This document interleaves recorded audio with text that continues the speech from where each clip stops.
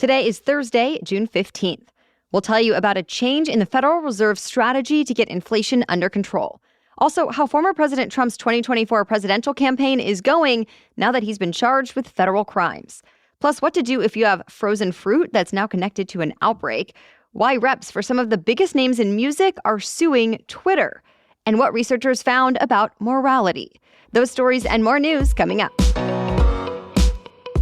Welcome to The Newsworthy. All the day's news in around 10 minutes. Fast, fair, fun, and on the go. I'm Erica Mandy. Thanks so much for being here. You ready? Let's do this. For the first time in more than a year, the Federal Reserve has decided to keep interest rates right where they are. That's at about 5%. That rate has already made it a lot more expensive for people and businesses to borrow and invest money than it had been the last decade or so. And this pause does not necessarily mean the Fed's campaign to bring inflation under control is totally over. The Fed said it still has a goal of getting back down to a 2% inflation rate. And remember, earlier this week, federal data showed the inflation rate had fallen to 4%, which was the lowest reading in more than 2 years. It's still higher than the target, but many economists say it can take time for policy to really take the full effect. So for now, the Federal Reserve Chair says the central bank is taking a wait-and-see approach before likely raising the rates a little more, possibly as soon as next month, then bringing them down as soon as next year. For the first time since former President Trump was indicted on federal charges, we're hearing from the U.S. Attorney General about the Justice Department's case. Mostly, Attorney General Merrick Garland is defending the man he named as special counsel to lead the investigation. Now, keep in mind, he named a special counsel in the first place because of concerns about political perceptions. He now continues to say Jack Smith has a great track record, having once led the DOJ's Public Integrity Unit. Garland says he has full faith in Smith and the team he's assembled. This comes as former President Trump accuses the DOJ of being politically biased against him. He has called Smith a thug, a lunatic, and more. And other Republicans in Congress have agreed that the Justice Department is being weaponized against Trump, and some are even promising to get to the bottom of it. Also, former President Trump still has plenty of support from donors. Since news of the indictment first came out last week, the Trump campaign says it's brought in nearly $7 million in new fundraising. Remember we told you about a Marine veteran who was arrested for the death of a street performer on a New York City subway? Well, a grand jury just indicted him, meaning the manslaughter case against him is going to continue. But the case is still sparking a lot of different opinions all around the country. To recap, witnesses say street performer Jordan Neely was yelling at strangers, threatening them, and throwing trash around, saying he wanted to die. So the former Marine, Daniel Penny, says he felt obligated to step in and put Neely in a chokehold for more than 3 minutes. On videos released this week, Penny says he still thinks Neely could have killed somebody. He says he never wanted Neely to die, though, just that he needed to be restrained. But Neely did end up dying at the hospital shortly after, and a medical examiner confirmed it was from compression of the neck. Now, some protesters and other activists say Penny needs to face more serious murder charges. They point out that Neely did not actually hurt anyone and wasn't armed when Penny put him in that chokehold. But others say Penny's actions were still justified and that he shouldn't face any charges. A fund set up to pay for his legal defense has raised nearly $3 million. Bill Cosby is facing a new sexual assault lawsuit. This time, it's 9 women accusing him in a civil suit out of Nevada. They include former model and reality TV star Janice Dickinson, who has been one of the most prominent voices among the dozens of women who have accused Cosby of sexual abuse. In the suit, they describe Cosby luring them into private meetings by promising them opportunities in Hollywood, then drugging and raping them back in the 80s and 90s.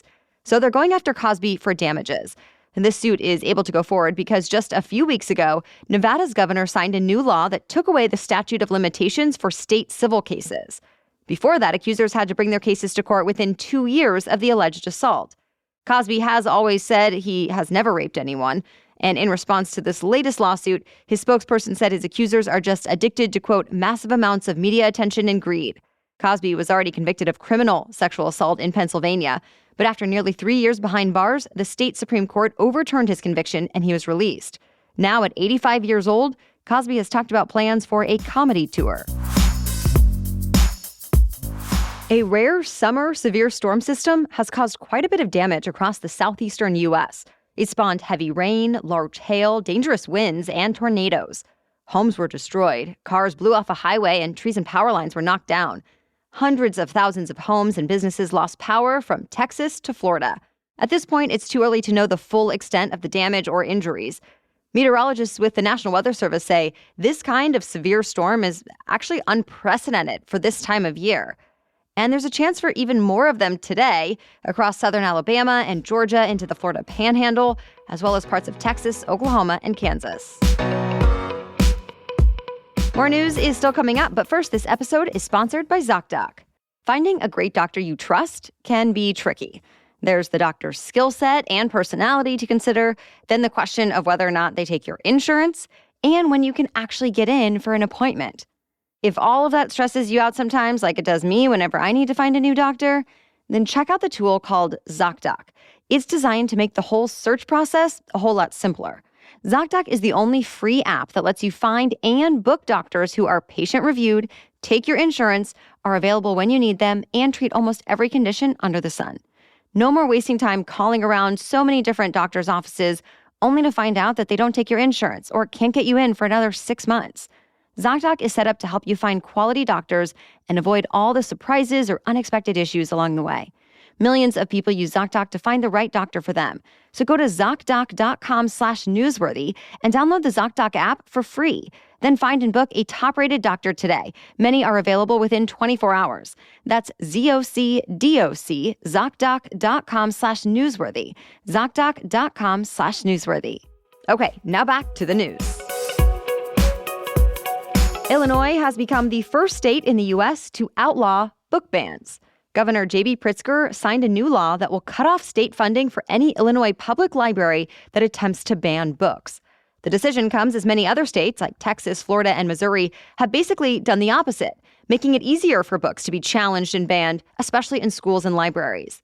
Those ones take away funding or even press criminal charges when the books deemed inappropriate for young readers are still in circulation. And despite Illinois ultimately going in a different direction, state lawmakers were split there too. And the vote to ban book bans was split along party lines. Democrats say book bans often discriminate against marginalized groups like the LGBTQ community and people of color. But Republicans say some books are obscene and need to be kept from children. Either way, Illinois' ban on book bans, at least in public libraries in the state, is set to start next year. In a couple of controversial votes this week, the Southern Baptist Convention reiterated its policy that only men can be pastors of its churches. This came in response to 2 churches that have women pastors, including the massive Saddleback megachurch in California. Now they've both been expelled. And that means the women will keep serving as pastors at those 2 churches, but their congregations are no longer part of the Southern Baptist Convention. Thousands of voting members of the convention also decided to amend the denomination's constitution, so it's especially clear that churches can only have men as any kind of elder. If you buy frozen fruit, you might want to make sure what you have in your freezer is not recalled. Several brands of frozen strawberries, mixed fruits, and smoothie blends are being pulled off store shelves because they've been linked to a hepatitis A outbreak. But since frozen foods have such a long shelf life, like up to 2 years, a lot of people could still have them. They were sold at Walmart, Costco, Aldi, Trader Joe's, and other stores. If you have any of them, the FDA says you should either throw them away or return them for a refund. And if you've already eaten any of them, the FDA suggests contacting a health professional or local health department. You might need to get a vaccine. We'll add a link in today's show notes with the full list of products and brands affected. Well, some of the world's biggest music publishers have decided to sue Twitter.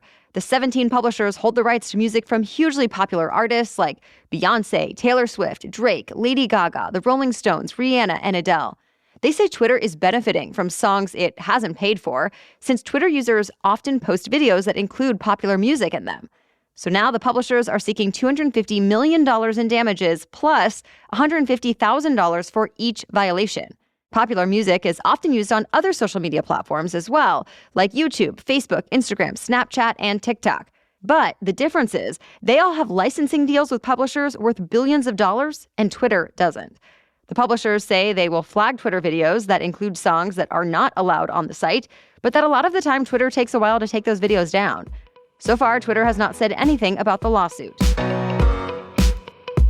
Netflix may be the latest streaming service to start offering live sports.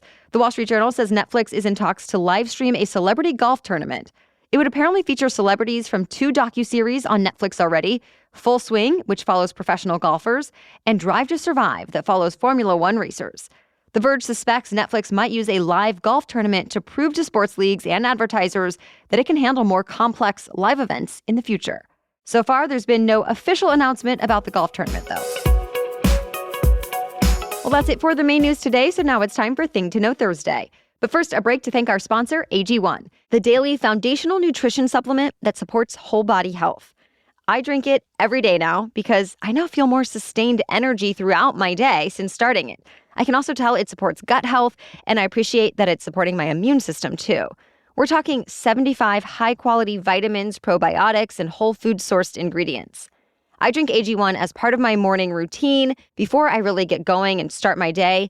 It's easy to put in a to-go cup while I have to run around with my toddler or make breakfast for him, and it makes me feel like I'm also doing something for myself and for my body. It's so easy to make with 1 scoop mixed with ice water. I personally like a splash of lemon, and in that moment, I have started the day on the right foot. And yes, I have tried a bunch of different supplements, but I love that AG1 is one solution to support whole body health. So if you are looking for a similar effective investment for your health, try AG1 and get 5 free AG1 travel packs and a free 1-year supply of vitamin D with your first purchase. Go to drinkag1.com/newsworthy.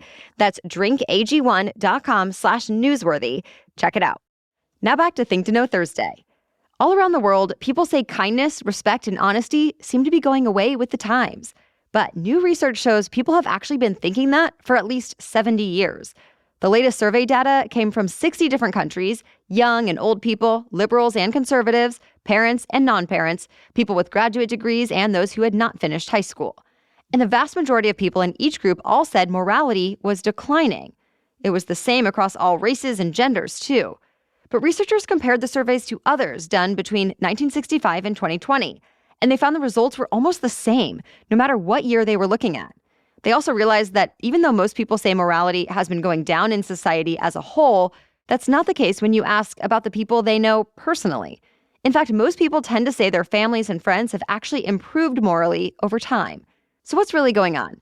Well, researchers believe people tend to have rose-colored memories of the past and also tend to focus on negative news of the present. One psychology professor told Axios he sees some good lessons in the findings. He says the moral of the story should be, when we find ourselves getting caught up in present-day drama, think about the people we actually deal with in our everyday lives and realize maybe things aren't so bad. All right, thank you so much for listening. If you found this episode informative or valuable, we would so appreciate it if you tell others about the newsworthy or leave a review on your favorite podcast app. All right, we'll catch you up on more news to know tomorrow, starting at 4 a.m. Until then, have a great day.